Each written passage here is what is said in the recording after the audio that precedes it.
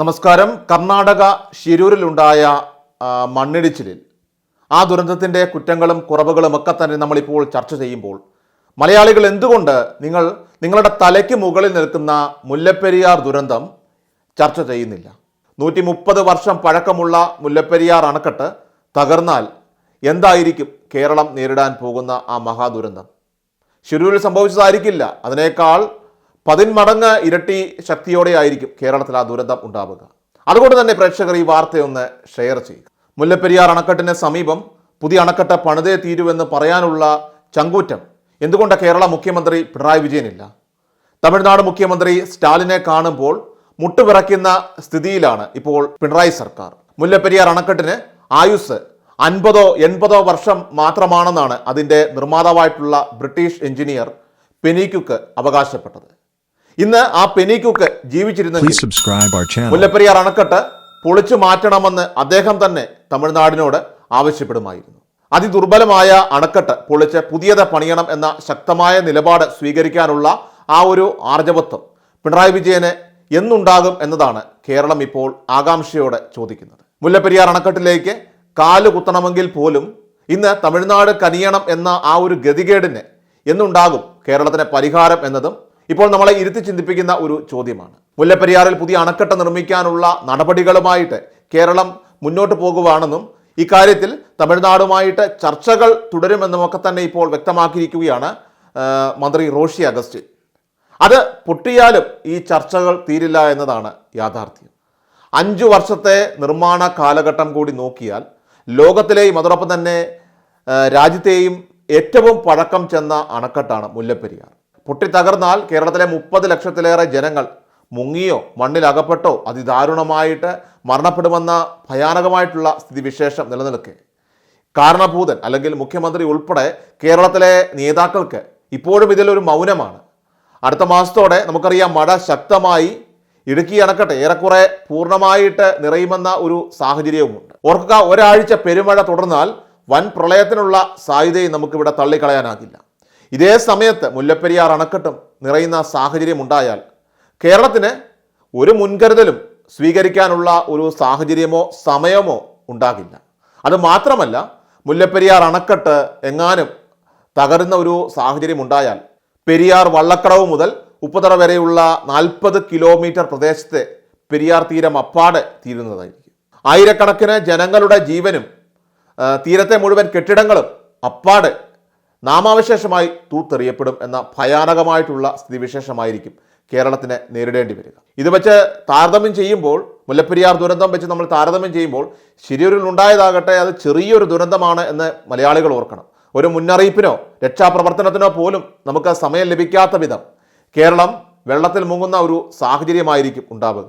ഇടുക്കി, ചെറുതോണി, കുളമാവ് അണക്കെട്ടുകൾ പൂർണ്ണമായിട്ടും നിറഞ്ഞു കിടക്കുന്ന സാഹചര്യത്തിലാണ് മുല്ലപ്പെരിയാർ അണക്കെട്ടിന് തകർച്ചയുണ്ടാകുന്നതെങ്കിൽ ഓർക്കണം, കേരളം നേരിടുന്ന ഏറ്റവും വലിയ ഒരു ദുരന്തമായിരിക്കും അത്.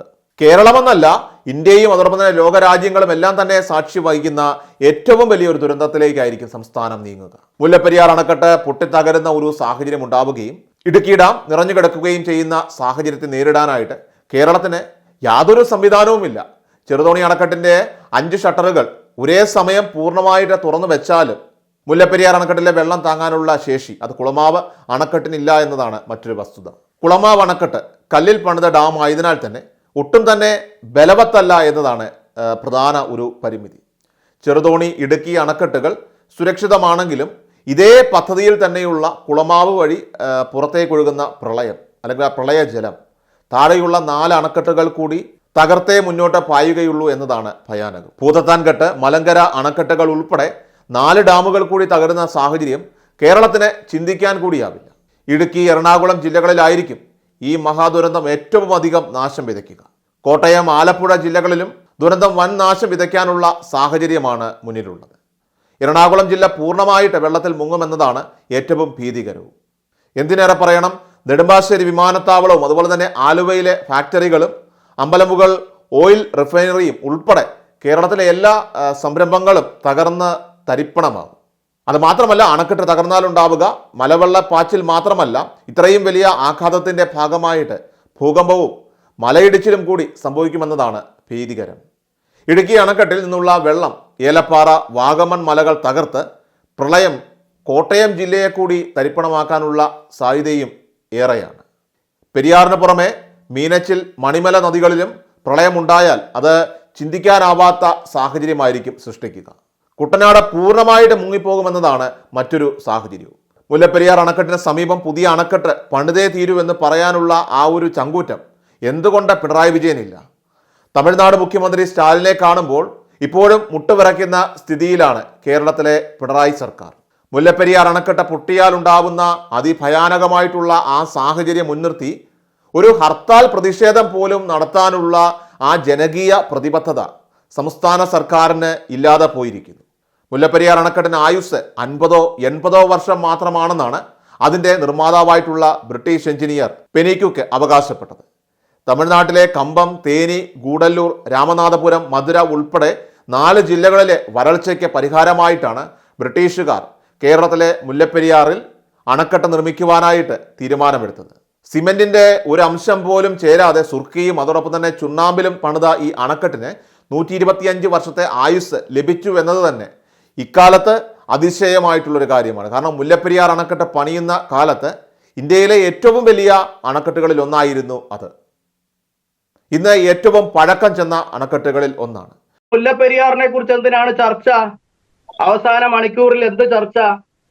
128 വർഷമായി ഡാം പഴകി നിൽക്കുന്നു. അത് സുർക്കി എന്ന് പറയുന്ന ഇന്നത്തെ കോൺക്രീറ്റ് M30 കോൺക്രീറ്റിനേക്കാളും 6-1 ശക്തിയുള്ള M5 കോൺക്രീറ്റ് കൊണ്ടാണ് നിർമ്മിച്ചിരിക്കുന്നത്. ആ സുർക്കി പകുതി മുക്കാലും അവിടെ നിന്ന് ഒലിച്ചു പോയി പൊള്ളയായിട്ടിരിക്കുന്നു. അതിന്റെ മുകളിൽ കൊണ്ടുവന്ന് കോൺക്രീറ്റ് ക്യാപ്പിംഗ് നടത്തിയപ്പോൾ ഡാം താഴേക്കിരുന്ന് ഒടിഞ്ഞിരിക്കുന്നു. ഗൂഗിളിൽ നോക്കിയാൽ ഡാം ഇപ്പൊ നേരെയല്ല, വളഞ്ഞിരിക്കുന്നു. അപ്പൊ ഇത്രയും അപകടാവസ്ഥയിലുള്ള ഈ ഡാം ഡീകമ്മീഷൻ ചെയ്യേണ്ടത് ഇമ്മീഡിയറ്റ് ഡീകമ്മീഷനാണ്. ഇനിയിപ്പോ ചർച്ച ചെയ്യാൻ പോലും സമയമില്ല. കാരണം ഭൂകമ്പങ്ങൾ പെരുകി പെരുകി വരുന്നു. 84 ഡാംസ് കൂടെ ഉണ്ട്. ഈ കേരളം ഇന്ന് അതിതീവ്ര ഭൂകമ്പ സാധ്യതയുള്ള 3rd സോണിലാണ്. 3rd സോൺ എന്ന് പറഞ്ഞു കഴിഞ്ഞാല് ഇവിടെ റിക്ടർ സ്കെയിലിൽ 7+ വരുന്ന ഭൂകമ്പം ഉണ്ടാകാം എന്നുള്ളതാണ്. എറണാകുളത്ത് അനൌദ്യോഗികമായ റിപ്പോർട്ടുണ്ട്. എറണാകുളത്ത് ഒരു എപ്പി സെന്റർ കണ്ടെത്തിയിട്ടുണ്ട്. അവിടെ 7+ വരുന്ന ഭൂകമ്പം ഉണ്ടാകാൻ സാധ്യതയുണ്ടെന്ന്. 2012 22 ഭൂകമ്പം ഉണ്ടായത് തുടർന്ന് ഇങ്ങനെ വന്ന് 3.4 ഫിനിഷ് ചെയ്തിരിക്കുന്ന കേരളത്തില്. കോട്ടയത്ത് 2 ആഴ്ച മുമ്പ് ഒരു മുഴക്കം ഉണ്ടായില്ലേ? തൃശ്ശൂര് മുഴക്കം ഉണ്ടായില്ലേ? എന്താണിത് സൂചിപ്പിക്കുന്നത്? ഈ നാട് പൊട്ടിത്തെറിച്ചു പോകാം എന്ന് തന്നെയാണ്. അത്തരം ഒരു ജനങ്ങളുടെ ഒരു ജീവൽ പ്രശ്നത്തെ ഇവിടുത്തെ രാഷ്ട്രീയ നേതൃത്വം എങ്ങനെയാണ് എടുക്കുന്നതെന്ന് ജനങ്ങൾ അറിയാൻ വേണ്ടിയിട്ടാണ്. എല്ലാ ദിവസവും വാർത്തകൾക്കും അറിയിപ്പുകൾക്കുമായി യൂട്യൂബ് ചാനൽ സബ്സ്ക്രൈബ് ചെയ്യുക, ഫേസ്ബുക്ക് പേജ് ഫോളോ ചെയ്യുക. വാർത്തകളുടെ നോട്ടിഫിക്കേഷനായി ബെൽ ഐക്കൺ എനേബിൾ ചെയ്യുക.